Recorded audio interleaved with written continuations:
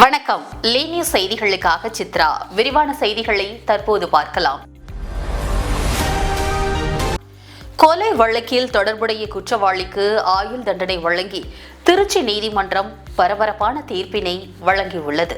திருச்சி மாவட்டம் திருவெரும்பூர் கக்கன் காலனி பகுதியைச் சேர்ந்த அசோகன் என்பவரது மகன் சதீஷ் என்ற சக்திகுமார். இவர் திருவெரும்பூர் ஸ்டாண்டில் வேன் ஓட்டுநராக பணிபுரிந்து வந்துள்ளார். சதீஷ் வீட்டிற்கு எதிரில் மிக்சி பழுது பார்க்கும் கடை வைத்திருந்த பெண்ணுடன் திருவெரும்பூர் சுருளிக்கோவில் தெருவை சேர்ந்த சுப்பிரமணி என்பவரது மகன் ஓட்டுநர் முத்துப்பாண்டி என்பவர் கள்ள தொடர்பில் இருந்துள்ளார். இதனை அறிந்த சதீஷ் முத்துப்பாண்டி என்பவரிடம் மேற்கூறிய பெண்ணுடன் பேச வேண்டாம் என்றும் கூறியும் கேட்காததால் சதீஷ் அப்பெண்ணிடம் கணவரிடம் கூறியதாகவும் இதனால் அப்பெண் தனது கணவர் தன்னை கண்டித்ததாக முத்துப்பாண்டியிடம் தெரிவித்துள்ளார். இதனால் இருவருக்கும் இடையே முன் விரோதம் இருந்து வந்துள்ளது.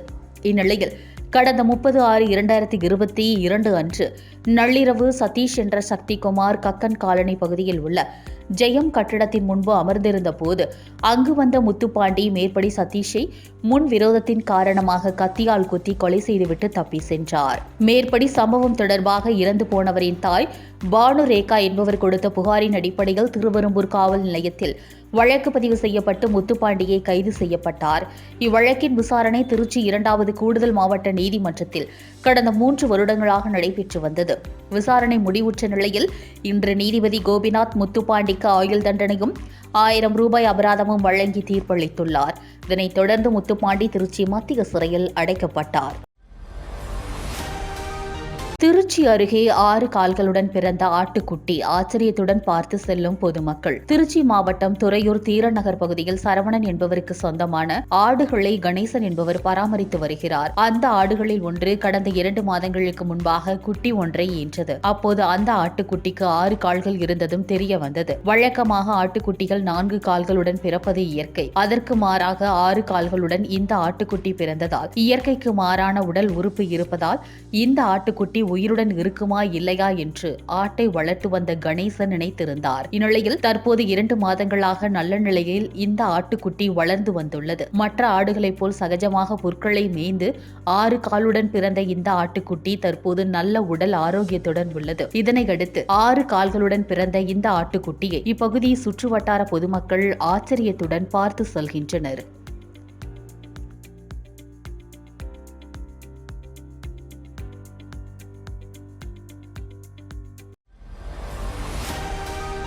நகராட்சி மற்றும் குடிநீர் வழங்கல் துறையில் 800 கோடி ரூபாய்க்கு ஊழல் நடைபெற்றதாகவும் இதற்கு நடுநிலை விசாரணை தேவை என்றும் RP உதயகுமார் தெரிவித்துள்ளார். சட்டமன்ற எதிர்க்கட்சி துணைத் தலைவர் RP உதயகுமார் நகராட்சி நிர்வாகம் மற்றும் குடிநீர் வழங்கல் துறையில் பணி நியமன ஊழல் நடந்ததாக கடும் குற்றச்சாட்டினை எழுப்பியுள்ளார். அவரது கூற்றுப்படி 2538 அரசு பணியிடங்களில் 150 பேர் தலா 25 லட்சம் முதல் 35 லட்சம் வரை லஞ்சம் கொடுத்து நியமிக்கப்பட்டுள்ளனர். இதுகுறித்து CBI மற்றும் அமலாக்கத்துறை DGPக்கு 232 பக்க ஆவணங்களுடன் கடிதம் அனுப்பியுள்ளனர். மேலும் அவர் கூறியதாவது: தேர்தல் வாக்குறுதியாக கூறிய 50 லட்சம் தனியார் வேலைகள் மற்றும் 5.5 லட்சம் அரசு வேலைகள் வழங்கப்படவில்லை. இளைஞர்களின் நம்பிக்கையை திமுக அரசு துரோகம் செய்துள்ளது என்றும் 800 கோடி ரூபாய் அளவில் பண பரிமாற்றம் நடந்ததாகவும் குற்றச்சாட்டு உள்ளது. இந்த விவகாரத்தில் தமிழக காவல்துறை நடுநிலையாக விசாரிக்க வேண்டும் என்றும் வலியுறுத்தினார். இது தொடர்பாக திமுக அரசின் ஊழல் முகம் வெளிப்பட்டுள்ளதாகவும் மீண்டும் எடப்பாடி பழனிசாமி தலைமையில் மக்களாட்சி மலர வேண்டும் என்றும் கூறினார். திருச்சி மாவட்ட போலீசார் மற்றும் ரயில்வே போலீசாரை பதற்றத்திற்கு உள்ளாக்கிய மர்ம நபரின் வெடிகுண்டு மிரட்டலால் பரபரப்பு ஏற்பட்டது. திருச்சி மாவட்ட காவல் கட்டுப்பாட்டு அறைக்கு நம்பர் 100க்கு மர்ம நபர் ஒருவர் தொலைபேசியில் தொடர்பு கொண்டு திருச்சியில் உள்ள ரயில்வே லெவல் கிராசிங் கேட்களில் வெடிகுண்டு வைத்துள்ளதாகவும் அது சிறிது நேரத்தில் வெடித்துவிடும் என்று கூறியதாக கூறப்படுகிறது. அதனைத் தொடர்ந்து அதிரடியாக திருச்சி மாவட்ட போலீசார் மற்றும் ரயில்வே போலீசார் திருச்சி மாவட்டத்தில் எந்த ரயில்வே கிராசிங் கேட்டில் வெடிகுண்டு வைத்துள்ளார்கள் என்பது சரியாக தெரியாததால் என்ன செய்வது என்று தெரியாமல் உடனடியாக முக்கிய ரயில் நிலையங்கள் மற்றும் திருச்சி ரயில் நிலையம், ஸ்ரீரங்கம் ரயில் நிலையம் ஆகியவற்றில் திருச்சி மாநகர போலீசாருடன் இணைந்து ரயில்வே போலீசாரும் வெடிகுண்டு நிபுணர்களும் மோப்பனாய் நிபுணர்களும் அதிரடியாக வெடிகுண்டு பரிசோதனையில் ஈடுபட்டனர். இதன் ஒரு பகுதியாக திருவெரும்பூர் அருகே உள்ள மஞ்சள் திடல் ரயில்வே கேட்டில் ரயில்வே இன்ஸ்பெக்டர் ஷீலா தலைமையில் SI மகேஸ்வரன், ஸ்டாலின் மற்றும் ரயில்வே பாதுகாப்பு படை போலீசார், வெடிகுண்டு நிபுணர்கள், மோப்பனாய் ஆகியவை வரவழைக்கப்பட்டு சுமார் 2 மணி நேரத்திற்கு மேலாக சோதனையில் ஈடுபட்டனர். இந்த சோதனையில் வெடிகுண்டு மிரட்டல் புரளி என்பதும் தெளிவானது. இதேபோன்று திருச்சி ரயில்வே ஜங்ஷன் மற்றும் ஸ்ரீரங்கம் ரயில் நிலையங்களிலும் நடந்த சோதனை புரளி என்பதும் தெரிய வந்தது. அதன் அடிப்படையில் அந்த பகுதியில் அதிரடியாக போலீசார் சென்று பார்த்த பொழுது அங்கு அந்த நபரை கண்டுபிடிக்க முடியவில்லை. தொடர்ந்து இந்த சம்பவம் குறித்து திருச்சி மாவட்ட போலீசாரும் ரயில்வே போலீசாரும் தீவிரமாக விசாரணை மேற்கொண்டு வருகின்றனர்.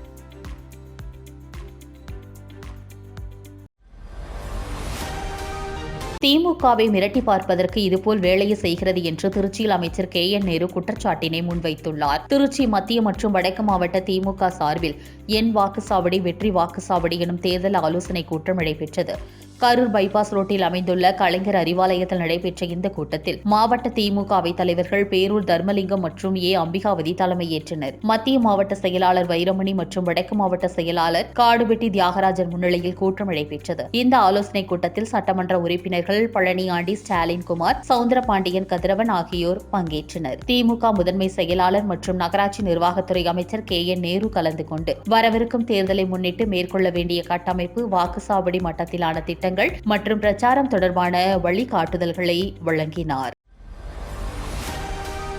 நடிகர் கௌஷிக் ராம் நடிக்கும் கிறிஸ்டினா கதிர்வேலன் படத்தின் இசை வெளியீட்டு விழா ஸ்ரீ லட்சுமி ட்ரீம் ஃபேக்டரி நிறுவனம் சார்பில் டாக்டர் ஆர் பிரபாகர் ஸ்தபதி தயாரிப்பில் இயக்குனர் SJN அலெக்ஸ் பாண்டியன் இயக்கத்தில் கௌஷிக், ஸ்ரீராம், பிரதீபா நடிப்பில் மிஸ்டர் டெல்டா கிரியேஷன்ஸ் வழங்கும் கிறிஸ்டினா கதிர்வேலன் திரைப்படத்தின் இசை வெளியீட்டு விழா சென்னையில் நடைபெற்றது. இந்நிகழ்வில் இயக்குநர்கள் SR Prabhakaran, Vijay Sri, Michael K Raja, Bigg Boss பிரபலங்கள் விஷ்ணு, சிபி ஆகியோர் சிறப்பு விருந்தினர்களாக கலந்து கொண்டனர். அறிமுக இயக்குனர் SJN அலெக்ஸ் பாண்டியன் இயக்கத்தில் உருவாக்கியுள்ள கிறிஸ்டினா கதிர்வேலன் திரைப்படத்தில் கௌஷிக் ராம், பிரதீபா, சிங்கம் புலி, கஞ்சா கருப்பு, ஜெயக்குமார், அருள்டி சங்கர், DSR, ஷில்மிஷம், சிவா, ஜனனி உள்ளிட்ட பலரும் நடித்திருக்கிறார்கள். பிரகத் முனியசாமி ஒளிப்பதிவு செய்திருக்கும் இந்த திரைப்படத்திற்கு NR ரகுநந்தன் இசையமைத்திருக்கிறார். கிராமத்து காதல் கதையாக தயாராகி இருக்கும் இப்படத்தை ஸ்ரீ லட்சுமி ட்ரீம் ஃபேக்டரி நிறுவனம் சார்பில் டாக்டர் ஆர் பிரபாகர் ஸ்தபதி தயாரித்திருக்கிறார். மிஸ்டர் டெல்டா கிரியேஷன்ஸ் நிறுவனம் சார்பில் கார்த்திக் வீரப்பன் இணை தயாரிப்பாளராக பணியாற்றியிருக்கிறார். நவம்பர் 7ஆம் தேதி உலகம் முழுவதும் திரையரங்குகளில் வெளியாகும் இந்த திரைப்படத்தின் இசை வெளியீட்டு விழாவில் சிறப்பு விருந்தினர்களாக கலந்து கொண்ட இயக்குநர்கள் SR Prabhakaran, Vijay Sri, Michael K Raja ஆகியோர் படத்தின் இசையை வெளியிட படக்குழுவினர் பெற்றுக் கொண்டனர். இந்தியாவிற்கும் ஜப்பானிற்கும் நிறைய ஒற்றுமைகள் இருக்கிறது. ஜப்பானிய மொழியும் தமிழ் மொழியும் ஒரே வேரிலிருந்து துளிர்விட்ட மரங்களைப் போல வளர்ந்து நிற்கிறது. தமிழர்களின் உணவு பழக்க வழக்கமும் ஜப்பானியர்களின் உணவு பழக்க வழக்கமும் கிட்டத்தட்ட ஒன்றாகவே இருக்கிறது. ஜப்பானியர்களும் தமிழர்களைப் போலவே அரிசி உணவுகளை அதிகமாக பயன்படுத்துகிறார்கள். இதுபோன்ற ஒற்றுமைகள் தான் ஜப்பானிய மொழி பயின்று ஜப்பானிய கலாச்சாரம், பாரம்பரியத்தை பற்றி ஆராய தூண்டியது என்று தனது முதல் கருத்திலேயே கவனத்தை ஈர்க்கிறார் கருணாநிதி காசிநாதன். திருவண்ணாமலை மாவட்டம் ஆரணியில் பிறந்த இவர் மெக்கானிக்கல் துறையில் பொறியியல் பட்டமும் கணினி அறிவியலில் முதுகலை பட்டமும் முடித்திருக்கிறார். பல உலக நாடுகளில் பல்வேறு பணிகளுக்காக பயணித்தவர் ஜப்பானிலும் 12 ஆண்டுகள் பணியாற்றி உள்ளார். அங்கிருந்த காலங்களில் ஜப்பானிய மொழி பயின்று ஜப்பானிய கலாச்சாரம் மற்றும் பாரம்பரிய விஷயங்களையும் அறிந்து கொண்டார். தனக்கு மற்ற உலக நாடுகளை விட ஜப்பான் ரொம்பவே ஸ்பெஷல் என்றும், ஏனெனில் அந்நாட்டின் தொழில்நுட்ப முன்னேற்றம், சுய ஒழுக்கம், சமூக ஒழுக்கம், தரம் மற்றும் பணியாற்றும் பண்புகள் பாராட்டக்கூடியதாக மொழியிலும் இருந்தன. அதனால் ஜப்பானிய பாரம்பரியத்தை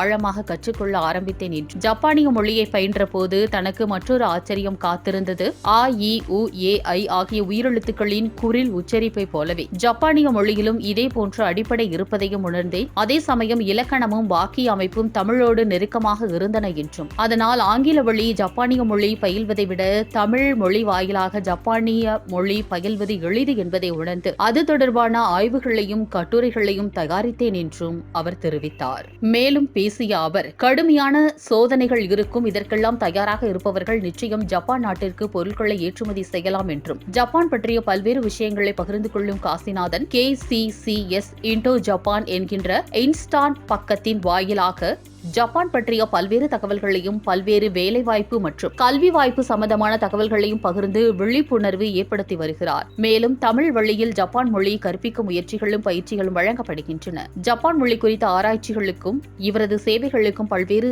சர்வதேச விருதுகளும் கிடைத்திருக்கின்றன என்பதும் குறிப்பிடத்தக்கது. இத்துடன் இந்த செய்தி தொகுப்பு நிறைவடைந்தது. மேலும் பல்வேறு செய்திகளை உடனுக்குடன் தெரிந்து கொள்ள www.lenews.in என்ற இணையத்திலும் யூடியூப், ஃபேஸ்புக், இன்ஸ்டாகிராம் போன்ற சமூக வலைதளங்களிலும் தொடர்ந்து இணைந்திருங்கள். நன்றி, வணக்கம்.